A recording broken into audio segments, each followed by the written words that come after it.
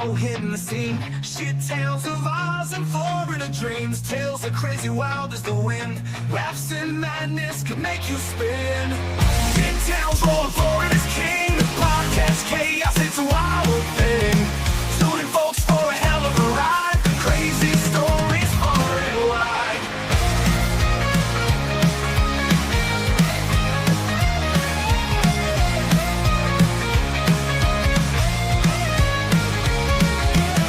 From down under to the Sunshine State, mishaps and mayhem can't escape fate. Juvelo and Croc Dundee, a wild ride on Podcast C. Shit tales rolling Florida's king. Podcast chaos, it's a wild thing.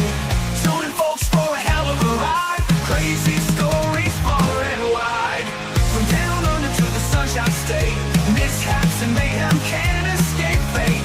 Juvelo and Croc Dundee, a wild ride on Podcast C. Shit tales rolling Florida's king. Podcast chaos, it's a wild thing. Tune in folks for a hell of a ride. Crazy stories far and wide.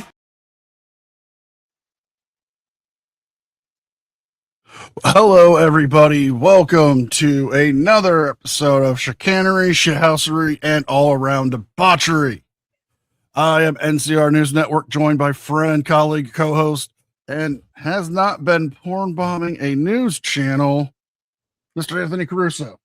Good morning, good afternoon, good evening, NCR, and to everyone listening around this great wide world. Yes, we've been seeing a bit of this lately around the world of news websites getting hacked and porn bombed. And I can tell you as a bit of a clue, NCR, one of the stories from the Shit Towns listing for this week will include one of our own getting done. Oh, dear. I am not kidding, ladies and gentlemen. It is disgusting. It's feral. It is hilarious. And I, for one, cannot wait. Well, before we go any further, let's get a word from our sponsors. Today's sponsor is Aura. We're online a lot, and let's be real, there's a lot of shitty things online these days, and this is where today's sponsor, Aura, can come in and help you. Aura is an all-in-one digital security, protecting your personal data, monitoring your credit for you, has parental controls, VPN, antivirus, gives you 24-hour protection, and offers you a $1 million identity theft insurance policy.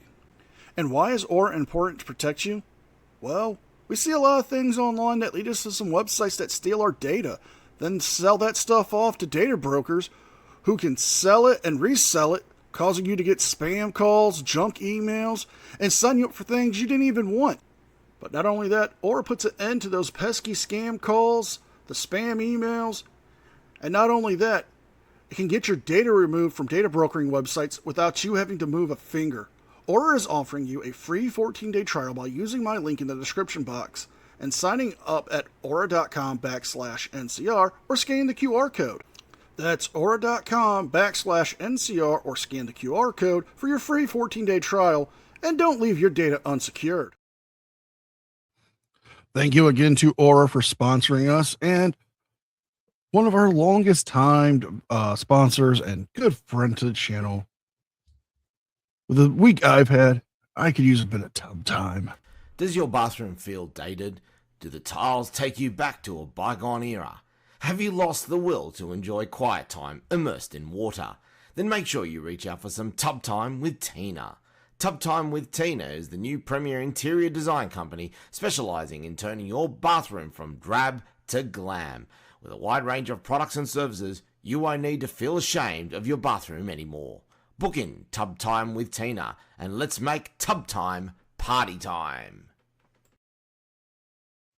Thank you again to Tub Time with Tina for being a good friend and a good sport. Absolutely, and we should just mention as well with our other sponsor in Aura, make sure you get your data protected. There is no such thing as Aura farming when it comes to your data. Any data that gets released out there is a risk to you. Not only that, they offer you a $1 million identity theft insurance policy for the individual, a $5 million for the family plan, and you get it at a huge, huge discount for all of the services. Absolutely. Make sure you get amongst it in there now. Well, NCR, it's time to get in for our show. And do we have our usual morning briefing today? Yes, we do. And this one is a doozy. Oh, I cannot wait. For morning briefing, do you have your favorite cup of coffee? I'm sure I you do. do. If you don't, hit pause, go get your coffee, and come back because you're going to like this. I'm drinking my coffee from the Bible Baptist Church in Bartow, Florida. If you're looking for a church, check them out. If you don't have a church, you need a church. Check them out. Jesus loves you and you need to love him back. Check him out. Okay. Got it? All right. Now, Nobody fuck with the I'm going to Jesus. introduce you to a guy who didn't do WWJD. What would Jesus do? Or WWJD. What would Judd do? Let me introduce you to Emilio Machado. He's 46 Emilio! from Davenport. This whatever is not reason. like this. He got angry at the victim's car that was in front of him, and he started beeping his horn on just off Highway 27 North. The victim pulled over to allow him to drive past. He drove in front of him and stopped him I like it. and got out and said all kinds of nasty words, called him a kitty cat or something like that. Yeah. Just ugly Know what he stuff. called him. And then tried to punch him through the window. Well, our victim was videoing all that. And then this guy got to doing baby stuff, wah, taking video and use more cuss words. Oh, yeah, we got a video that our victim Roll that took. beautiful footage. Hey, you better close my Okay, that's a felony right now. Hell yeah, because what the you damn right, you going to jail.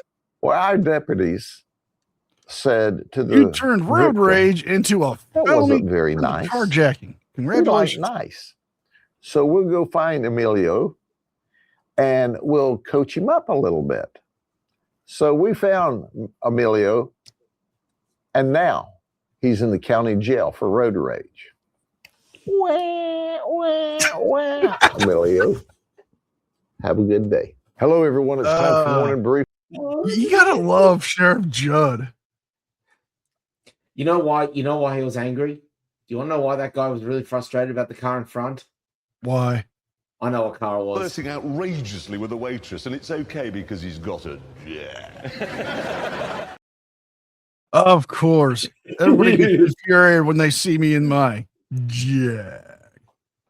Oh, I'm sorry. I believe I just cut you off. Oh, yeah. In my jag. Oh, I'm sorry. This is a brand new jag. Do you have the ceremonial coin at the ready? I do. What are you calling? I'm calling tails this week. Tails is the call. And it's a head. Ah, bugger. My turn to go first. And ladies and gentlemen, we're going to kick things off with the shit towns of Australia for the week ending the 1st of February 2026. Number 10 is Port Pirie, South Australia, still shit. Who's your number 10? Number 10 is a bit of a lighter heart story to start off this. Florida deputies remove huge frogs from home after 911 caller says she was deadly afraid of them. What was Kermit's relatives doing? I don't know, but this does take place in your favorite part of Florida. Oh, don't tell me we're going to Polk County. Would you like to go for bonus points and guess the city? Oh, Lakelands? Yep. Yes! Get in! Polk County deputies helped a 911 caller who said there were frogs under her couch and she's deathly afraid of the animals, according to the sheriff's deputies. Polk County Sheriff's Deputy Rosso responded to the Apache Lane apartments to help the 911 caller. The caller said she wanted help getting rid of the frogs outside the house because it was huge and big, as she was afraid of frogs and has very high anxiety. Well, it wasn't just one frog, it was two. And Rossio then snapped a photo of the two huge frogs in custody and removed them from the house. I thought you were going to say Russo for a second. I was going, hang on, how did we manage to get Vince Russo into this? That motherfucker will stay away from my channel. Bro. Don't you start. But look at her. She's so happy. And look at those are big ass frogs. Decent sized frogs. Oh, that deputy looks lovely. Very sweet woman. Yeah. I'll buy her a cup of coffee, maybe a steak dinner. Let's see how things play out. Oh, just a couple But of frogs, you know. They look like bullfrogs, which is an awfully silly name. If I was to name them, I would have named them Woozy Wazzles. Oh, dear God. Oh, it could be worse. They could be named Chaz Wazzers. Could have been known as Tumby Umby. Oh, wait a minute. Tumby Umby is actually a town. Yes, I'm not kidding, NCR. We've got some weird names for towns. But the little frogs there. The only thing I can say is thank God the French weren't around for those frogs. Would have been an absolute meal of it. Well, ladies and gentlemen, going to move on to story number 9 for the Shit Towns of Australia. And number 9 takes us to Toowoomba in Queensland, where firefighters have wasted their time responding to a false report of someone being trapped in a KFC. I am disgusted and appalled. Cue it. No. Yeah, sorry about that. Apparently, I may have pissed off Reggie and the boys with that bad joke. Oh dear God! And you really, and at a KFC as well. Well, you get everybody gets locked into a bathroom every once in a while, you know. But I've never seen somebody get locked inside of a KFC bathroom. Did he at least have some biscuits? We don't know. We honestly don't know. Unfortunately, this story is also behind a paywall, but we've been able to find some entertainment in other ways. Guess where? Where? The comment section? Yes. All right, let's hear it. Some of the comments we got from this are very, very appropriate. Someone coming in and saying, should trace a phone back and give them a good belting for interrupting a KFC. Yeah, you know what? I agree. You don't do that ever. You know, it's 11 herbs and spices for a reason, folks. It's delicious. Someone wrote they went to the wrong location. It was actually a Taco Bell.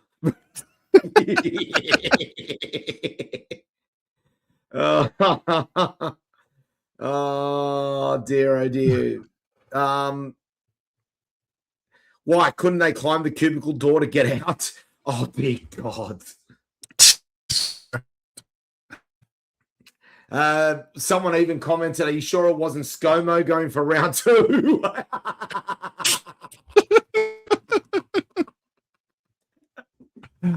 Oh my God. I dead set the Facebook chat for some of these stories is dead set got no chill. They don't. You want to hear something actually even funnier? What's that? Samuel Sanders, the man who founded KFC. Yes. He was notorious for swearing because when he was like 16, he lied about his age to join the military. Yeah. And where he picked up swearing like a sailor, and he said in his autobiography, I cussed the prettiest you've ever heard. While admitting that he's a notorious philanderer. Like he was laying pipe up into his 70s. And he just said that was just me tomcatting around. Oh, of course it was. They could not write shoot an advertisement without having to edit out him saying God damn at least 20 times. Yeah, dang it.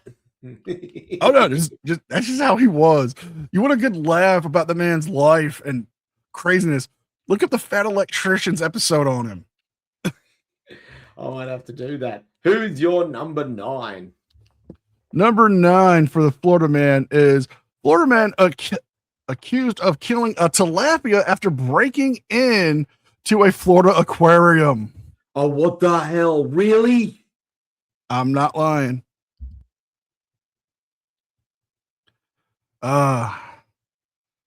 Police arrested a second suspect in this week's over a break-in at a Florida Keys aquarium that led to the death of a large tilapia. Security footage from May 25th of last year shows 2 men entering the Florida Keys aquarium, and this occurred around 3 a.m.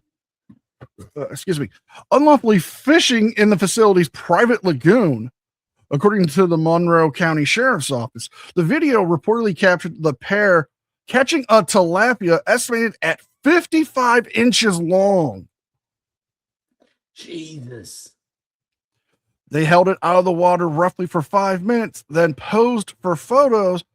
Afterwards, they returned the fish to the lagoon, but the aquarium staff discovered the next morning it was dead. The suspect, later identified as Derek Lee Vivint, age 25, of Fort Mary, and Christopher Jeffrey Smith, age 20, of Marathon. Valent was arrested on November 5th, and Smith was booked into the jail Wednesday on a $27,000 bond. For that. According to online court records, both men were charged for burglary and illegal removing of a tilapia greater than 40 inches from the water. Later charged with misdemeanors in the pursuit of the first-time offense, can have upwards to 60 days in jail and a $500 fine. Oh, wow. I mean, this is crazy. That's nuts. That is absolutely Wait till you nuts. see the mug shots. Oh, boy. I can just imagine what it's going to be like here. And when I see that, I reckon I know what the clip I'm going to play. Jesus Christ. Only one thing needs to be said about these two. You fucking weirdo. Indeed, but did you ever see Transformers 2? Yes. Sam's mom with the one over there with the dreads. You don't see many of the white boys with dreadlocks. No. You know what that you know what that looks just screams? Dude, where's my car? I mean, right now, the one looks stoned, the other one looks like he could be Adam Sarah. It really is. Except I don't think Adam Sarah could actually grow facial hair, could he? Maybe. Who's your number 8? Number 8. Number 8. We're off to Nubina in Tasmania, where a drongo has lost his license for 2 years after letting his dog drive. Hey, he was just being a responsible drinker. The man accused of sitting in the passenger seat of a moving ute was moving a ute while his dog sat behind the steering wheel has been stripped of his driver's license. Police have charged the man with driving while over the legal alcohol limit and has lost his license for 24 months. He will front court on Monday. Family of the accused posted footage of the man and his dog resting on a couch at property near White Beach this afternoon, alongside a repost of the initial Pulse Tasmania story from this morning. Who wants to meet the famous uncle and the dog? A person said in the video, to which the accused responded, I'm having a beer. Multiple witnesses contacted police after seeing a white Mitsubishi Triton being driven along White Beach in Nubina around 9:30 a.m. on Saturday with a dog in the driver's seat while a man sat in the passenger seat. Well, he was having a beer, so he was doing the responsible thing. Remember, folks, if you're going to drink responsibly. Ladies and gentlemen, there's a photo of the guy. Classy. You know, when you think of the stereotypical Gronk from Australia, you think of that. Yeah, pretty much. Pretty much. You know, it does mean, you know, this does mean as well. Guess what? Comment time. Comment time. I guess the dog now has to continue driving now that he's lost his license. This is factual. True. Imagine ratting someone out for letting their dog drive on a beach. Yeah, this apparently he was driving along a beach as well. Imagine sitting down for dinner and the kids ask, "What did you do today, Mom and Dad?" "I rang the police because a guy let his dog drive on the beach." Someone asked, fair question, well, how can you be charged with drink driving when you weren't even driving? That's a fair question. That's a fair question indeed. To be fair, the dog probably drives better than half the people on the road these days. I mean, they were just trying to look at the Skippy chicks. Well, maybe the dog identified as a human and decided to drive anyway. Maybe they switched roles for the day. Oh, come on, but he had a designated driver. Leave the bloke alone. I want to be mad, but I'm actually agreeing with most of the comments. Oh, lucky Neil the seal wasn't behind the wheel. Oh dear God, get out! Lucky Neil the seal wasn't behind the wheel. Well, to be fair, Neil would have tried to hump the car.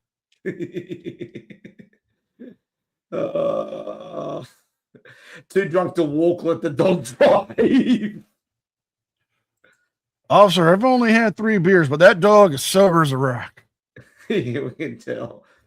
Let me guess, was the dog's name Dez?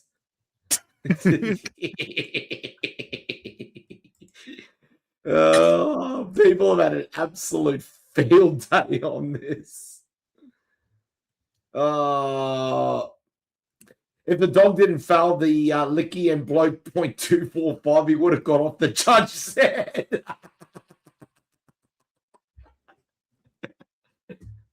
Someone said, "I'll let my cat drive me home every now and then, I'm sure." Oh, no, I'm going to leave on this one. They're barking up the wrong tree, booking the passenger. He wasn't driving. Bit rough, I reckon. Oh, God. Oh, no. Oh, no. Get out. Get out. Never. Oh, who's your number 8? Number 8 is a Florida woman. Florida removed from courtroom after outbursts and declaring a courtroom as a Satan synagogue at the sentencing of her roommate's murder. That wasn't a bad alliteration there, by the way. Well, give me a second. Is this about to get a bit kinky? It's gonna get wild. Oh yeah. I don't think in the fun way either. I'm having some tech issues here. Give me a second, guys. Dwayne, God damn it. Okay. In the Collier County courtroom, a woman was removed from the courtroom after an outburst disrupting her sentencing hearing from a 2019 murder of her roommate. That the proceedings ultimately ended with her getting a life sentence. Amanda Cook, age 41, was sentenced on Thursday for the murder of her 64-year-old roommate, Karen Litty, according to the Collard County court records. Video from the courtroom shows Cook entering smiling before launching into a screaming tirade, declaring that she needs a military tribunal. Okay, that's a new one. She went soft, Sid. And then calling the court Satan's synagogue.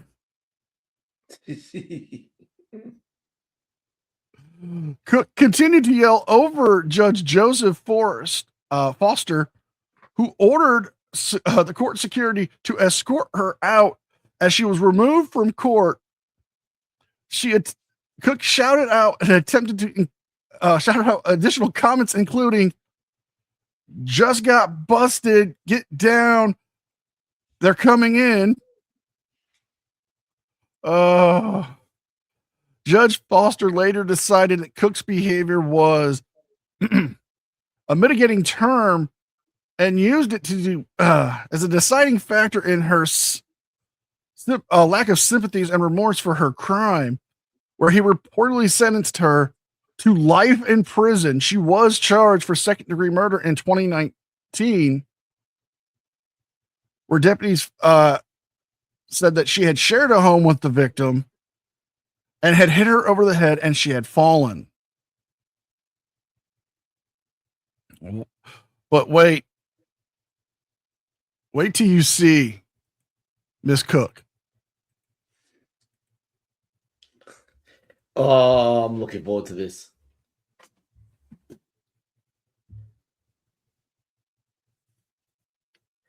Wow, she even looks cooked. Indeed. But the fact that she yelled, she needs a military tribunal. Why does she want an excuse to yell out, "You can't handle the truth"? I don't know, but I think I know what her next play would have been. Oh, yeah? Yeah. I mean, I think I know who gave her legal advice. She's not a client of De Castro, Myers and Blandino, is she? No, she couldn't afford them. But give me a second. BSBT. No. She's not that cheap. Oh, I'm worried. Could it be Randall S. Newman? Nope. No. Couldn't afford him either. Okay. I'm going to stop sharing this so I can show you what her next play would have been. Let's see it. I'm scared. I do not recognize the authority of a court that hangs the gold fringed flag. A flag with gilded edges is the flag of an admiralty court. An admiralty court signifies a naval court martial. I cannot be court martialed twice. That is all. Furthermore, gag him. Daryl Gribble. Yes. Come on. You could tell me she would have pulled that. I think she would have. She would have also demanded that the gold would have been melted down as well. I only recognize the gold standard of currency. Oh, I am a free man on the land. And my first name's not Gordon. Yes, I went there. Come at me. Oh, time to move on. We're going to go to story number 7 for the Shithounds of Australia. We're going to stay in Tasmania. Tasmania's been busy this week. And this time we're off to Launceston in Tasmania, where a loose unit does donuts on a dirt bike inside a Macca's. Oh, come on now. Shocked fast food customers have watched on as a motorcyclist performed dangerous stunts inside a northern Tasmanian McDonald's last night as part of a spree of reckless driving incidents. Around 10 p.m. on Friday, police received reports of a motorcyclist driving dangerously in the car park of Dan Murphy's on Bathurst Street in Launceston. Shortly afterwards, what appears to be the same rider drove directly into the McDonald's restaurant on Goderic Street in Invermay, where they performed stunts before leaving. A store employee told Pulse the motorcycle's behavior was dangerous and disruptive. They said that he came into the store and did a donut, leaving skid marks on the floor of the restaurant. They say he then rode around the car park and nearly crashed into a parked car. The employee said the tire marks were fortunately able to be washed off the restaurant floor. No one was injured. Well, that's the good thing. Police described the motorbike as green and black with the rider wearing a blue helmet at the time of incidents. Anyone with information can immediately call police on 131 or they can call Crime Stoppers on 1-800-333-000. And as always, we do have some photos for you. And here is the first one there of the guy on the dirt bike laying down some donuts. I'm impressed he actually did that without hitting the booths. There he is at the front of the door as well, doing the same thing. And there he is deciding, yeah, I've had enough, I'll move on. What a fucking asshole. I know. But guess where we're going again? It's comment section time. And I'll tell you what, anytime you've got an article from Pulse Tasmania, the comments section is lit. Someone said he should have gone to Hungry Jack's because the burnouts are better there.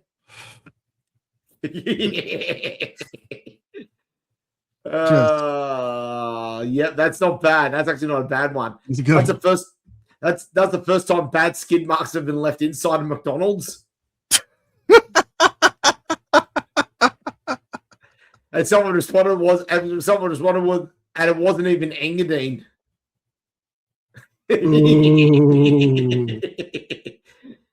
Oh, that's someone asked, did he get fries with that?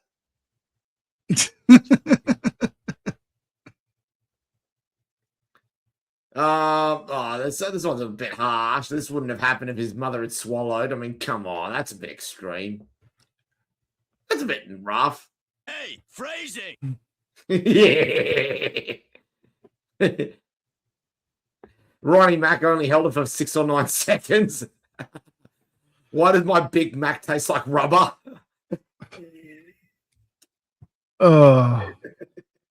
McDonald's now serving donuts.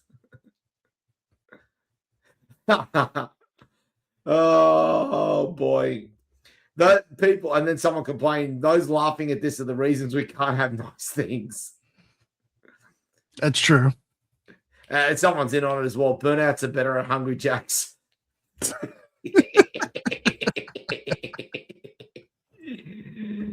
Oh, I love doing the comment section sometimes. Who's your number 7? Number 7 is another Florida woman. Florida woman's on a tear tonight. Florida woman arrested and charged after she allegedly hit her mother with a pork chop. Oh no, we got an early nomination for story involving food. Yep. Oh, lay it down. A Florida teen was arrested for battery after she allegedly hit her mother with a pork chop during an argument. The Holy Smokes barbecue would not approve. No, absolutely. Hold on, let me get back here. According to the Martin County Sheriff's Office, police were called to the home on Thursday, January 22nd, regarding to a verbal disagreement between a teen and her mother, where police came to the home of Cynthia Kerman and her daughter, Farrah Kerman, who had been drinking earlier and got into an argument. In the preliminary cause affidavit, Cynthia said that at some point during the argument, her young daughter allegedly slapped her and showed her video footage of slapping her friend. Between the slaps, Cynthia said her daughter Farrah threw a pork chop at her that was not recorded in the video footage. The responding officers did say they found the food from the residence, and it was a pork chop that had hit Cynthia on the left shoulder, according to the statements. When officers spoke to Farah, she said that she attempted to confront her mom and made a statement that there was no incident with the evidence involving her throwing the pork chop. What a waste of good pork chop.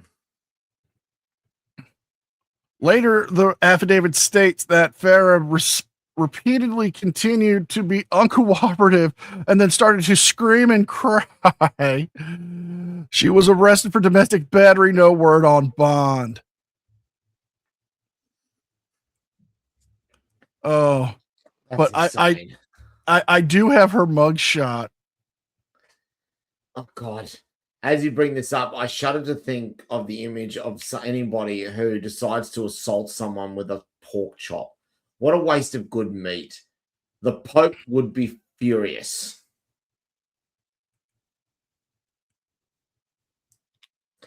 What the hell?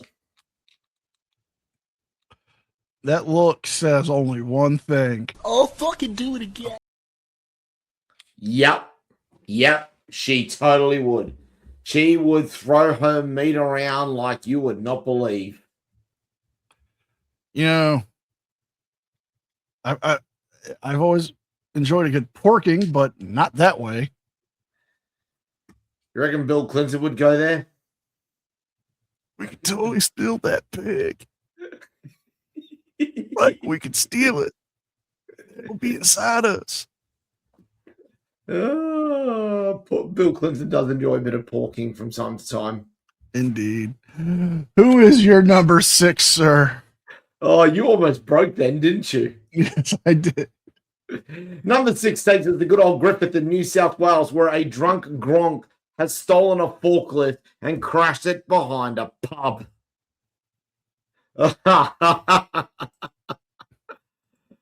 Oh, boy. You know what? And you know what the best part was? Where he went for the pub, you know what was there to feed him? A kebab shop, which can only mean... Oh, shit. Here we go again. Oh. A Leeton man has lost his license and will attend court after CCTV footage captured him allegedly trying to steal a forklift and crashing into a gate in Griffith. At about 1 a.m. on a Saturday, the 29-year-old man and his 31-year-old friend were refused entry to a Griffith licensed premises due to their alleged intoxication. The two males walked to Jondarian Avenue and then down Banner Lane to the rear of the club, where they found a small loading bay protected by a 1.8-meter fence. A forklift was inside the loading bay. Police will allege the 29-year-old climbed the fence into the rear loading dock. He allegedly started the forklift, got into it, and reversed. The man allegedly collided with the gate and broke the fence. The forklift continued over the footpath and onto Banner Lane. The two men left the scene, walked back to Jondarian Avenue, around to Banner Avenue, and onto Kuyu Street, where they attended a kebab shop. Just, you know. Hey, when you're hungry. Hey, nothing stops these blokes from a garlic sauce infused lamb sandwich at 2 a.m. in the morning, because that's what you do, isn't it? The 29-year-old male was required to undergo a breath test and refused, so he was arrested and taken to Griffith Police Station. He was then forced to undertake the other breath analysis, and he returned a reading of 0.177. So, yeah, more than 3 times the legal blood alcohol limit. The leader man was issued a court attendance notice for driving with a high range alcohol content and taking and driving a conveyance without the consent of owner. The man's New South Wales driver's license was immediately suspended. Ah, boy, he just wanted to show off that he could actually get his forklift license because he probably thinks that's the way he's going to pick up the Skippy chicks. True, but I think I know what he was saying in the courtroom. Oh, dear. Whatever I damn want. Whenever I damn want with whoever I damn want. Very accurate. Very, very accurate indeed. Who is your number 6? Number 6 is a bit of a love story. Aww. Florida man busted. Well, Florida man buys stripper flowers and chocolate with fake money. Oh, probably. Oh, God. There are so many places I could go with this, but carry on. Coming to us from 97X, the classic rock authority for Central Florida. Give us free shit now. We want free shit. I plug you guys better than half your guys' announcers do. Either pay me for that or give us some free merch. We'll Don't take make me t-shirts and post- mugs. Don't make me post the link to this show on your Facebook channel. Maybe we should. We should. You know what? Go do it. I'll fucking timestamp it. Like, here, play this.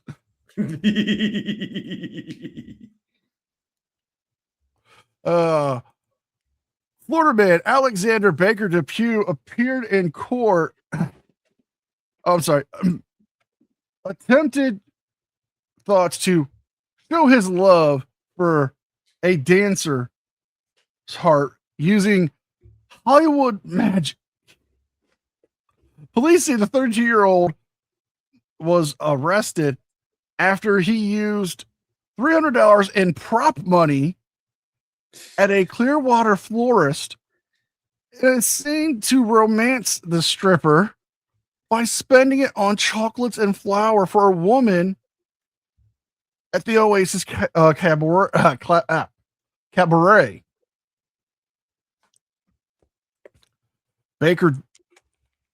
Baker handed over content of $20 bills, 15 counterfeit $20 bills, covering a tab of $288. Wow, he's spending good money. He's spending good money. Well, it's fake money. Think about Fake it. money. He's bought flowers for wifey.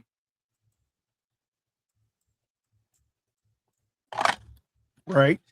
Yeah. Typically you spend what? 40, 50 bucks. Yeah, something like that. And you get her a nice bouquet. Right. My man wanted to show his love for them strippers. And he went and he spent $288. He was buying her the good stuff. Damn, that's decent. I mean, that's love. It is. By the way, just for a bit of a laugh, I found this location. And it's nestled in between a community insurance center and an Aldi. They could have. There's an Aldi in next door, and this place is in plain view. Oh my God. That's hilarious.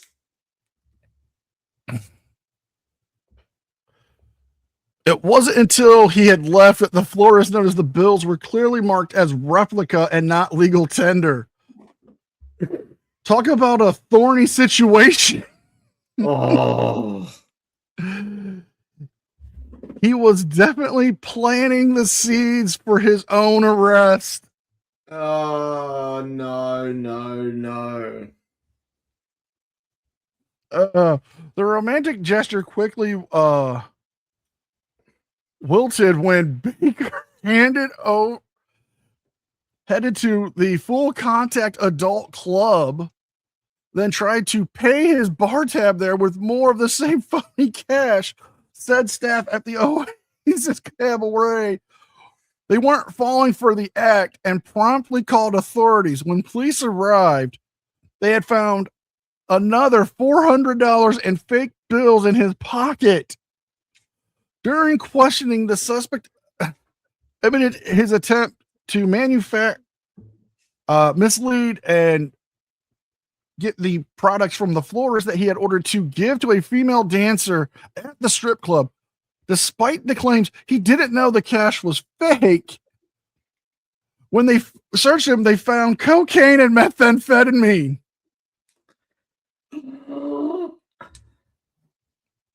So yeah, Baker's currently in custody and held on a $21,000 bond. And it seems his attempt at a motion picture romance ended with a very real mugshot. But wait, I'm a romantic. I'm a diehard romantic. I you know this about me. Yes. I would do anything for love, but I won't do that. And well, damn, man, it's not my fault, man. They gonna back me. He love the strippers, man. He love them hoes. Oh, Boom. He is channeling the spirit of Boomhauer, indeed. More like Dutch, his brother. Oh, that's good. That's good shit, that. I mean, Anthony, can he buy you a dance? Will you be his private dancer? Dancing for money? Any old song will do. Can I borrow a feeling? I'm in love with a stripper. Thank you, T-Pain. Oh, that's amazing. That is absolutely amazing. I'm you know what I'm actually hoping? What's that? Is when he was being drove to the station or being escorted out, the DJ or the radio station starts playing T-Pain's I'm in love with a stripper. Oh, this also comes to mind. Oh, all right. My man Cornflake got the spirit. He a little confused, but he got the spirit. Indeed. Who's your number 5? My number 5 is one of the weirdest stories we're going to get, an early nomination for the Steve Irwin Award. We're off to Mount Liebig in Northern Territory, where a stampede of thirsty camels smash down fences and tear taps and air conditioners from walls. Bastards. Gee, I know. Forget the emu army. It's the bloody feral camels. It's not every day you hear about a stampede of hundreds of kilogram beasts tearing through town. But that's precisely the hump day headache the Northern Territory is facing. With a brutal dry spell pushing thirsty feral camels into remote Central Australian communities, these colossal creatures are causing a right ruckus, smashing water mains and fences in their desperate search for a drink. The situation is dire in places like Mount Liebig, about 320 kilometers west of Alice Springs, where residents are facing extreme challenges.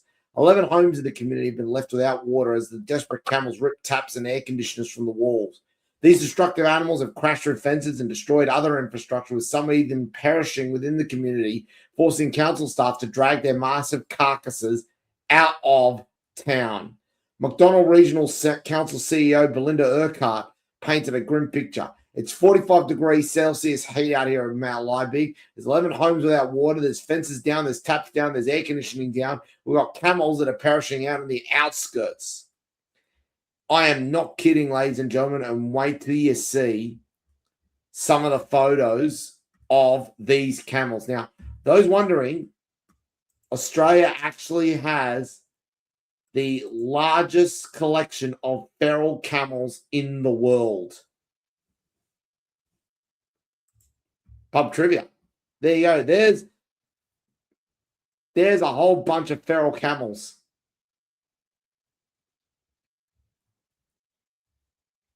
There they are, just moving through town, ripping up houses as you go. This is insane. It's their humps. They're lovely, lovely humps. You're a disgrace. Get out. No. No. Oh, don't you brat me. Who's your number 5? Okay, this one's a funny one.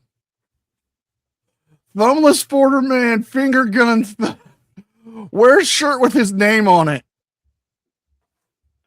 Oh, pew pew pew pew. I don't know how he's gonna cock him. Stop it. He had a thumb up in the situation. I was giving it the full beans then. Well, sort of. Yeah. Oh, okay. Hold on. Damn ads keep popping up here. A Boca Raton man is facing charges after he was arrested using finger guns in an attempt to steal an AK-47. And the theft was caught on camera. Hold on. Oh, this is even funnier. God damn it, it's funnier. It keeps getting funnier. James Pruden, age 66, was charged with grand theft of a firearm after he was accused according to the Palm Beach County Sheriff's Office. I'm sorry. The theft occurred October 11th of last year at the West Palm Beach Gun and Knife Show, where a vendor reported a $750 theft and an AK-47 was taken from an unsecured display rack. According to the arrest reports, the video captured the scene where the man was picking up a black and with a wood stock rifle, examining it, walking around without paying, wearing a t-shirt with Army on it, and then on the front of his green hat, Colonel Jim, hold on, what's that last name again? Pruden. Oh, he wasn't being very prudent at that point, was he? Oh, stop it. Oh, God. Here's the funny thing. The video clearly shows the suspect missing his right thumb. Oh, my God. The mugshot's even funnier. Let's see it. Hold on. Let me finish up the story real quick. The investigators got the name from the hat, found out that was his actual name, tracked him down through vehicle records, where he had been found as a wildlife conservationist. Oh, God. He's currently out on bond and has a court date coming up. But God, this mugshot is fucking. That's all I need is the fucking mugshot. I don't need to go any further.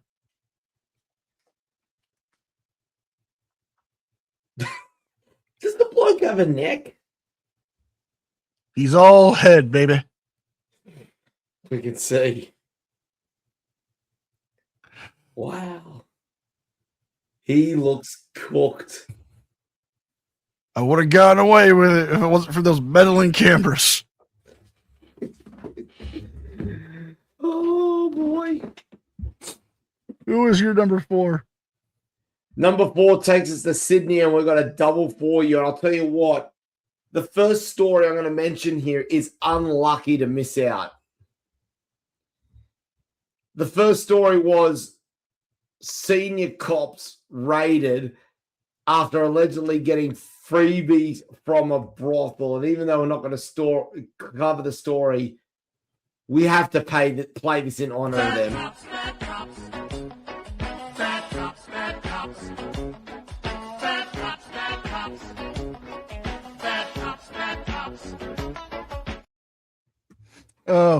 Wait a minute. Hold on. I'm getting word we have a statement from one of the employees of what the one of the officers had said. According to her, the officer said the following. And besides, don't worry about where I'm going to put it. I'm going to make it there.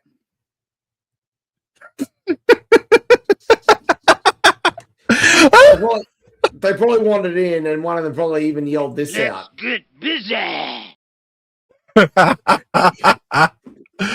You know what? Yeah. That's odd. I have this strange sense of accomplishment and the weirdest boner. And yet, you got to be looking at me and wondering what on earth has been that. Am I right?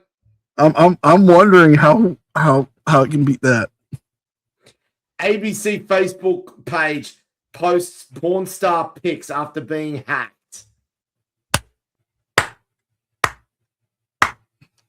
I have to. It's a pornography store. I was buying pornography. Yes, the ABC has become the home of Australian pornography. There you are, ladies and gentlemen. Now, the article I'm going to read is a follow-up on this because there's actually been a response to it that's actually built off this. Are you ready for this? Let's go. Tell your IT guy I said hi. Sex worker Bonnie Blue ruthlessly mocks the ABC after porn star Facebook fail. Oh, Bonnie. She's back. What a bitch. UK adult content creator Bonnie Blue, real name Tia Billinger, has poked fun at Australia's national broadcast after its Facebook page was flooded with images of sex workers on Tuesday. Bonnie Blue has broken her silence after ABC News' Facebook account was flooded with images of porn stars. On Tuesday, the national broadcaster lost control of its Facebook page after an employee's account was compromised and a number of questionable pictures were posted. Notably, the national broadcaster changed its cover photo on the platform to a picture of Bonnie Blue, which caused an online frenzy. Now, a 26-year-old sex worker has mocked the ABC in the wake of the security disaster with a tongue-in-cheek statement. Logged in for the news, stayed for me, she addressed the hack. Security slipped, standards didn't. She hilariously finished off the response, adding, tell your IT guy I said hi. You know, I'm just saying this. Maybe the Australian broadcast company might want to sign up with Aura. They can prevent that kind of shit from happening. The strange social media post didn't stop there, with a picture of fellow OnlyFans star Lily Phillips also being shared by ABC to the Facebook page. A picture of Prime Minister Anthony Albanese was also included in the picture dump, showing the Prime Minister eating a hot dog. And yes, I do believe it was a foot long. Nah, it's too easy. I know. In the wake of the odd post, the media organisation attempted to change the subject by sharing an article on White Shark Reports in South Australia. However, social media users who spotted the wild Facebook post flooded the article's comments section with hilarious quips regarding the faux pas. Where's Bonnie gone? One person wrote, while another joked, bring back Bonnie. Bonnie Blue does ABC News. Oh, Bonnie does the ABC could be the next video. Now, I think she's got an idea for some new scenes to shoot. I think she very much does. Now, if you're wondering, this was one of the posts. I'm going to be honest. I do not find her attractive. Yes, she is conventionally attractive to some people. To me, she looks like a fucking mudfish. Go down a little bit further. There's the photo of Lily Phillips. Well, that's not a bad photo. No, and then there's the photo of Anthony Albanese eating the foot-long hot dog. He just likes to take wieners in the mouth, I guess. Yeah, indeed.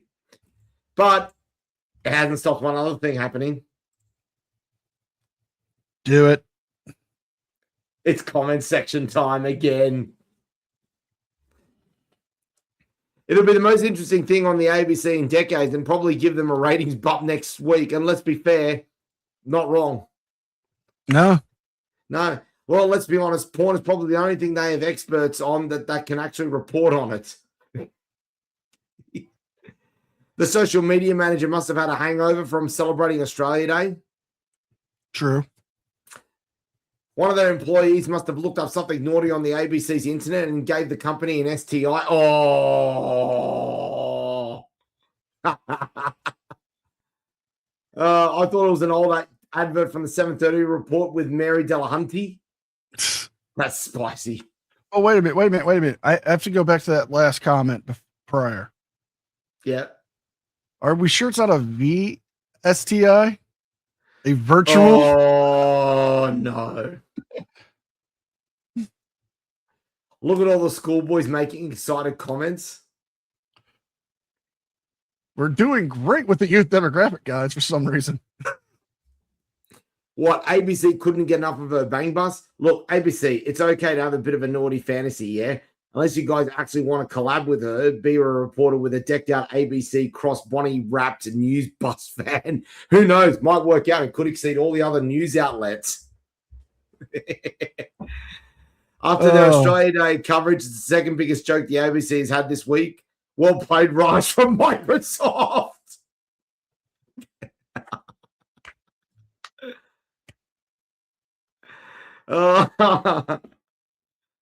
Oh my God. I swear I only went on the page to read the article. No, Mom, I'm not looking at naughty stuff. I'm on the ABC.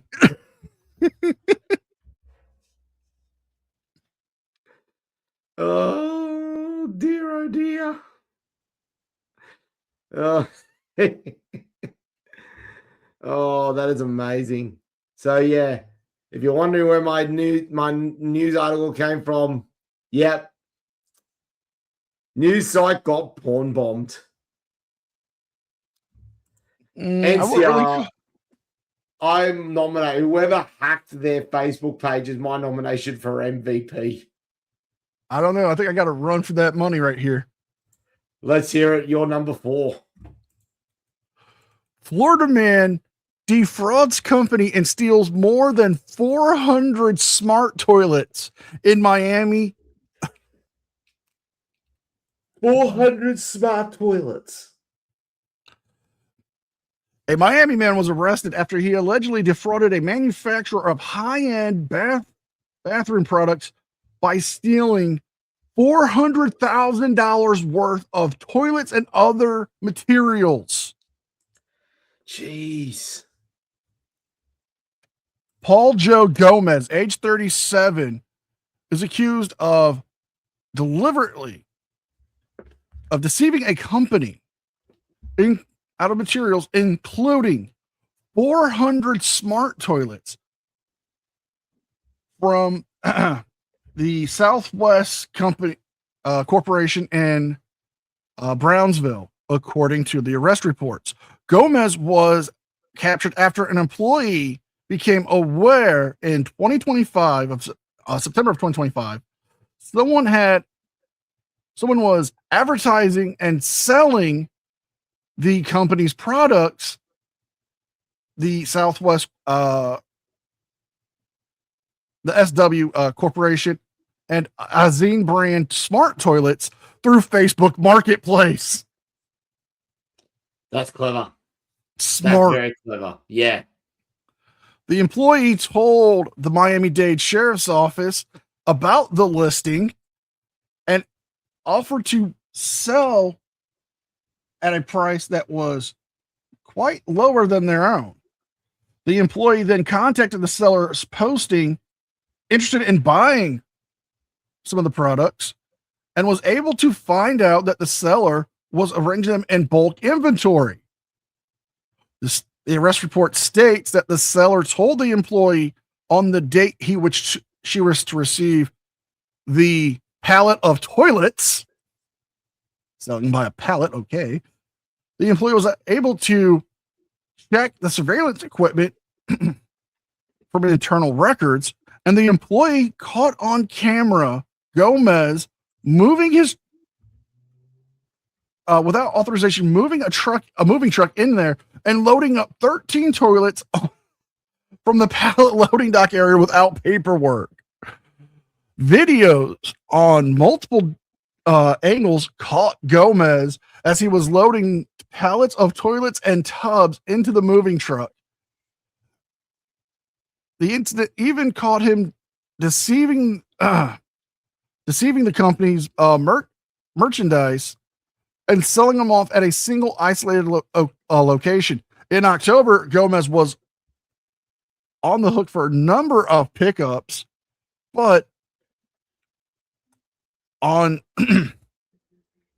a later date, I believe it was, he was picked up and arrested after they set up a sting to buy more of the products and arrested him.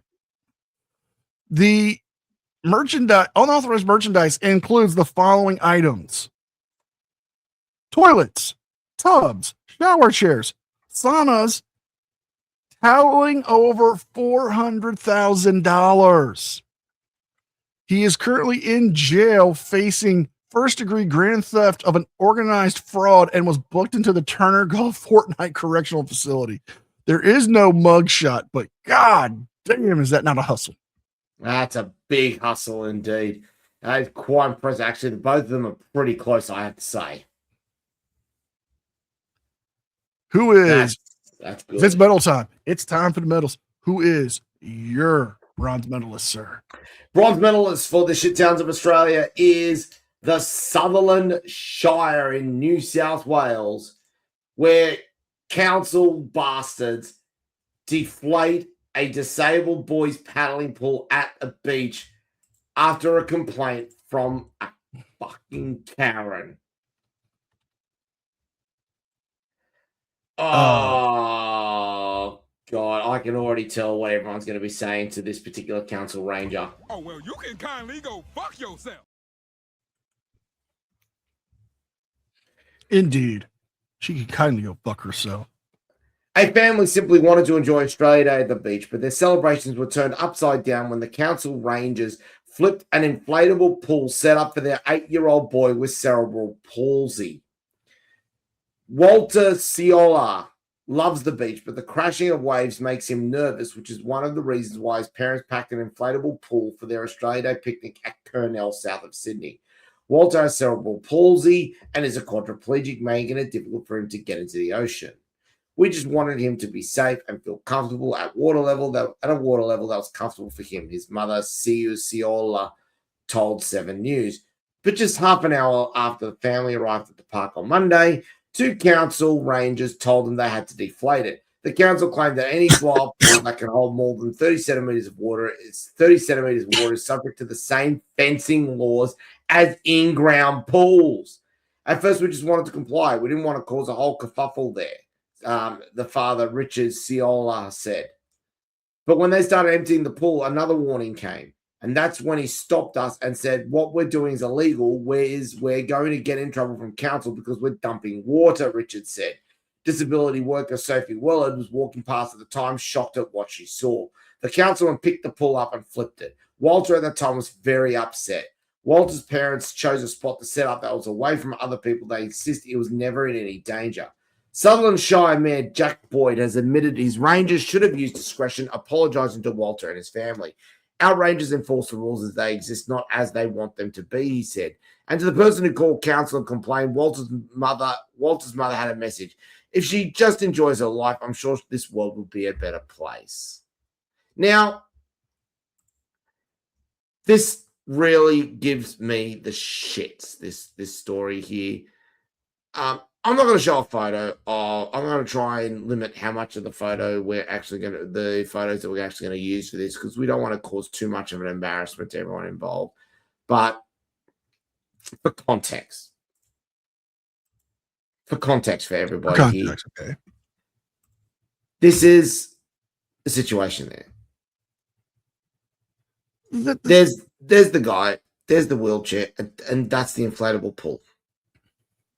I mean, what do you want the family to do? Do you want them to put their son in danger, or do you want them to know, hey, he's safe, he's enjoying himself, he can feel like everybody else at the beach and enjoy the nice water, enjoy the nice time out? We have a picture of those dickheads. Unfortunately not. And we don't have a picture of the Karen involved either, but, you know.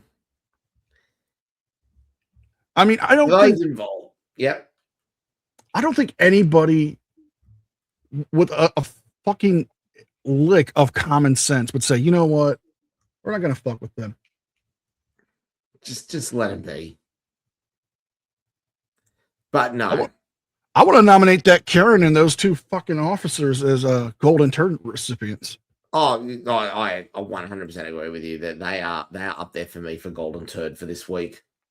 You're a fucking disgrace. Seriously. Who is your bronze medalist? Well, since we had a bit of a serious one, we're going to have a bit of a funny one. I'm going to need some help from Troy. Oh, yeah.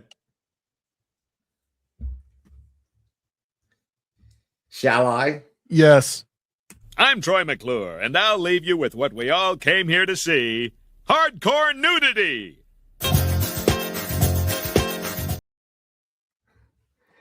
Are we going to get some ass in this story? Maybe.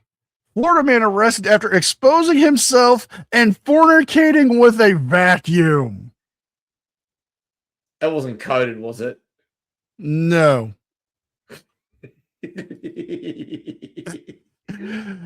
It's the type of story that can only originate out of the Sunshine State. Police in Central Florida summoned to a private development in Kissimmee, Florida, right next to Orlando, on Thursday, January 22nd, to deal with a partially clothed man exposing himself outside of a neighbor's home. Police also were told that the exposed man was engaging in sexual performances with a vacuum cleaner. Oh. Reading the statement on the arrest of Kevin Daryl Westerhold. Of course, they had a name of Daryl in there. Who was facing exposure of sexual organ charges. The Ocala County Sheriff's Office got a bizarre call about a man displaying his private parts and racing over to the Windsor Hill Resort development, but the 51-year-old suspect gave them they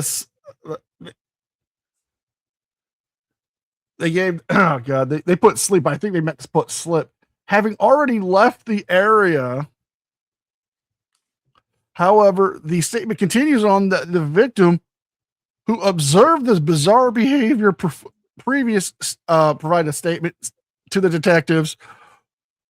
Well, as my cell phone was recording, they allegedly showed a man partially clothed in the front of the residence engaging in a sexual performance with a vacuum cleaner.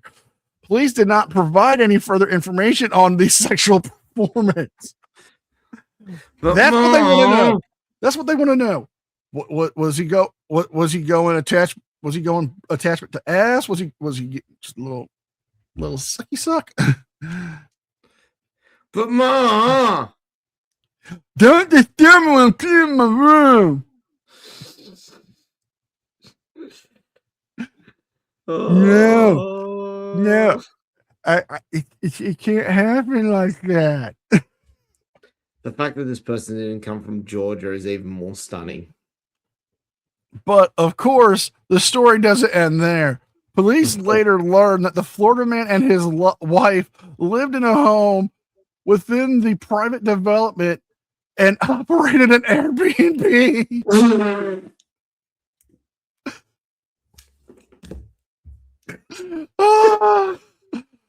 Oh my God. Detectives started looking into the disturbing situation and discovered that the complaint had been made on January 21st regarding a man walking within a shared hallway nude. The police later reviewed doorbell camera footage of the alleged incident, and the officer stated that the canvassed the area looking for the man in the front of the videos. But were they also looking for the vacuum? Oh my God. Police spoke to other residents of the development that provided statements similar to the behavior by the suspect being nude or partially clothed near their other homes. The statement also provided that other homeowners and homeowner associations had made reports about this. Oh my God. Additional doorbell footage caught the entire ordeal and interaction. The investigators confirmed and made the arrest at the Westwood. A warrant was issued for Westerhold, and who was arrested on Tuesday, and was released after his arrest with an appearance to happen sometime next month. Oh my God. There's no information from the lawyer. Investigators would like to speak to anyone else who's had contact with the suspect exposing himself, or if they know anything about the incident that happened, please contact the Ocala Sheriff's Office. I can never look at a Henry vacuum cleaner the same ever again. Oh my God. He was charged for exposing of sexual organs and misdemeanor, according to the reports, and without lewd lascivious intent. Bullshit. There's no lewd lascivious intent. That motherfucker was talking about you. His dick was in a vacuum cleaner. He could be sentenced to 1 year in jail and up to a $1,000 fine. However, if it's found out to be his second offense in violation, it can lead to a felony charge punishable up to 5 years in prison and a $5,000 fine. But what kind of man fucks a vacuum cleaner, right? A sad, lonely man. No, this man fucks the vacuum cleaner.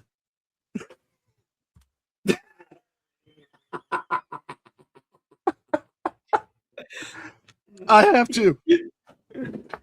Hey, Dyson. And besides, don't worry about where I'm going to put it.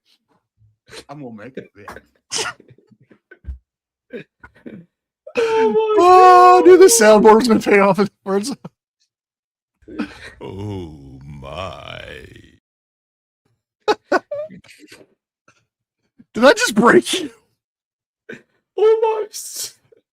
You know what? I have to now because That's odd. I have this strange sense of accomplishment and the weirdest boner. Oh, there's only one thing that can help now. Oh, save me, Jeebus! who is your number two, sir?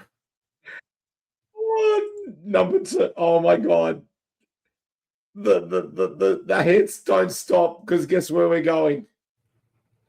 Townsville? The city of Townsville is under attack.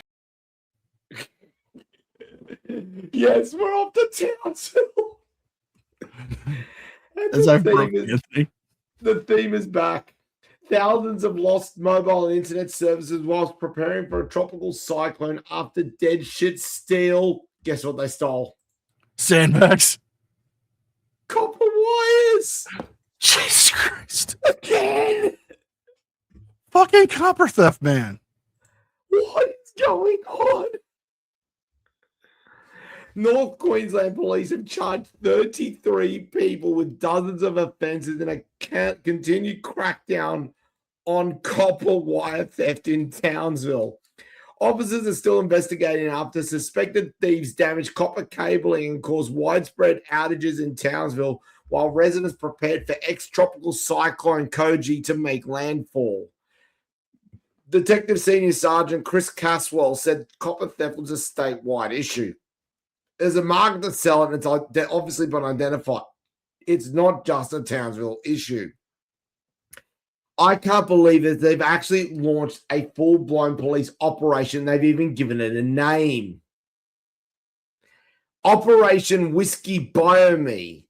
It was launched in late 2024 to stop copper thieves, whom police say have targeted main road networks, new housing estates, and energy and telecommunications infrastructure. Since January 2025, police have charged 33 people with 164 offenses related to copper theft or damage. There have been reported 200 incidences of copper theft in that time. I'm sorry, but that name is just stupid. I know. You know, you could have gone with Operation Copperfinger. Operation Copperfield.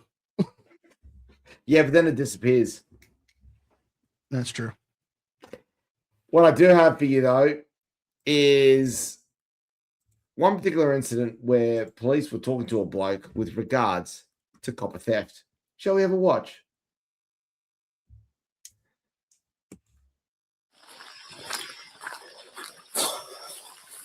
Oh, look, he's bogged. Hey, you want to give me a push, mate?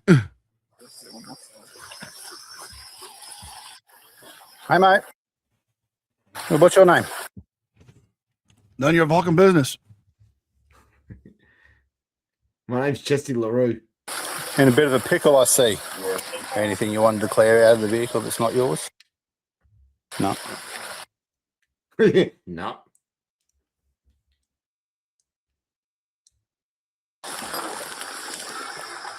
Take a snap of the VIN number.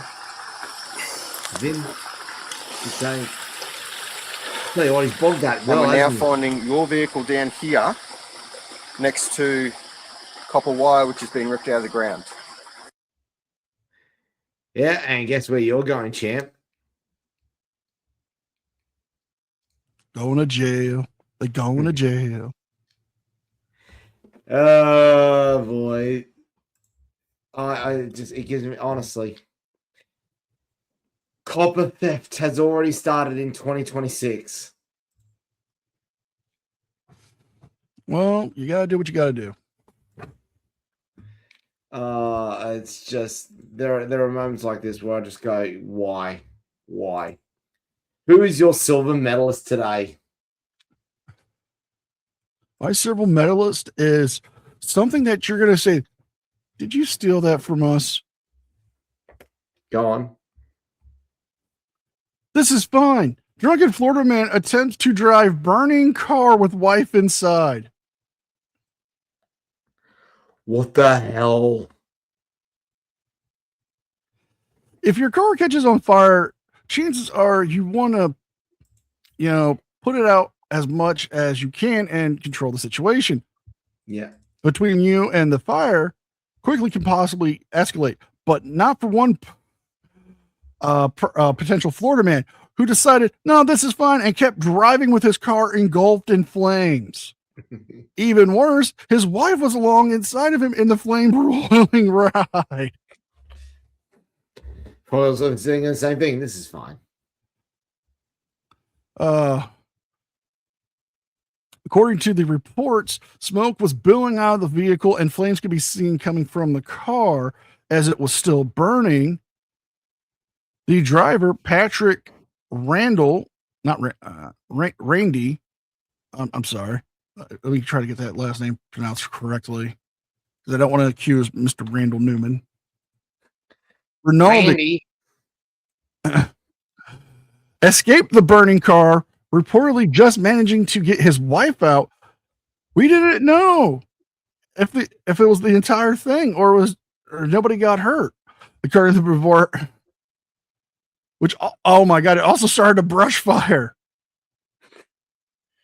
Jeez. Brevard County Sheriff's Office and Fire Rescue, who arrived on the scene. The Brevard County Sheriffs began their investigation and found that Rinaldi allegedly spilled alcohol inside the vehicle while he was driving. A bottle of vodka was found at the bottom of the car's floorboard and a bottle of beer. Rinaldi took a breathalyzer, refused to take a breathalyzer test, and has said he's pretty serious about the consequences in Florida. He was arrested and could be subject to 60 days in jail and a potential $500 fine and a mandatory 12-month license suspension for the DUI. I have no mug shots. I have no photos, but yeah. Who's your gold medalist? Gold medalist takes us to Perth in Western Australia, where a shit terrorist can't even make a working bomb. Now, this one's a little bit controversial, involving a few protests that were going on, but no one, and I mean no one, could be prepared for how dumb this could actually be. Police are treating an incident where a man allegedly threw a homemade bomb at an Invasion Day rally in Perth on Monday as a potential terrorist act. About 2,500 people were at Forest Place in the Perth CBD for the January 26 protest when a man allegedly threw what police have described as a homemade frag bomb off a balcony of the nearby shopping centre in the crowd. Western Australian Police Commissioner Cole Blanche told ABC on Tuesday the device was designed to explode on an impact. Just one problem, NCR. What's that? It didn't explode. Oh, wow. A 31-year-old man from the northern Perth suburb of Warwick was arrested at the protest and faced court on Tuesday, charged with one count of committing an unlawful act or omission with intent to harm, and one count of making or possession of explosives under suspicious circumstances. The court granted a suppression order to hide the man's identity due to fears for his safety. He did not apply for bail and would appear in court again on 17th of February. Congratulations, mate, you effing idiot. Congratulations, you played yourself. He absolutely played himself. And what's more, we do have image of the moment. They actually managed to find it.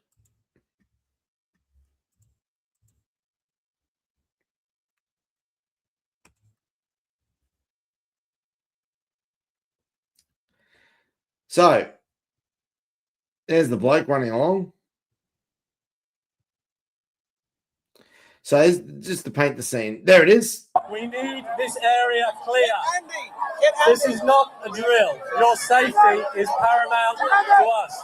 That is our primary concern. Please. Just want to show you again. There, you see that? There. Play it again. Bring it out. Full screen. There. Oh, so this was the incident that Barrington and Sugar Tits were talking about. Yes. Someone threw a frag bomb into the crowd. It didn't explode. What a fuckwit. I mean, whether you agree with their politics or not is beside the point. What you've just done there, I am pretty sure, is an act of domestic terrorism. I would say so. So, yeah. I know they've suppressed the name for him, but as far as I'm concerned, I'd name and shame the prick. I would as well. So, NCR, who's your number one? I'm going to need some help from CJ. Oh, shit. Here we go again. Florida woman arrested in Northeast Miami-Dade after attempting to set a Miami-Dade sheriff's office station on fire. Oh, for fuck's sake, again.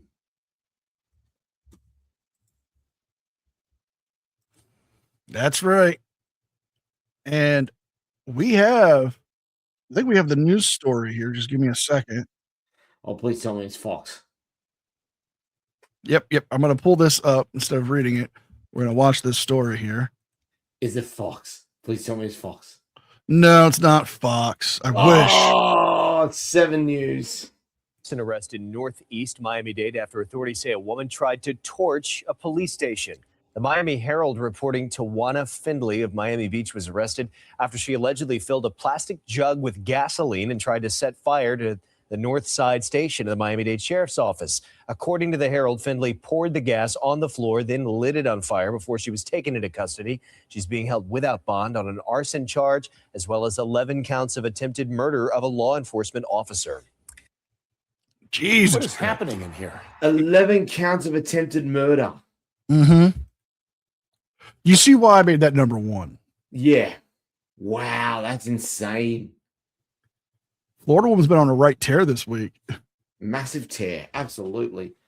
Wow, what a week it has been. I think it's fair to say, NCR, that it's going to be a tight one for the MVP this week. Oh, yeah. We got a clear winner for the Golden Turd to the council workers at Sutherland Shire Council for ripping up the wading pool of a kid with cerebral palsy. Yeah, those guys win it. Enjoy your trophies, you pieces of shit. Absolutely. Absolutely. Make sure you leave your comments in the comment section below. Let us know what you think. And NCR, it's time we get out of here. Oh, yeah. I am NCR News Network. I'm Anthony Caruso. And we will see you guys next time.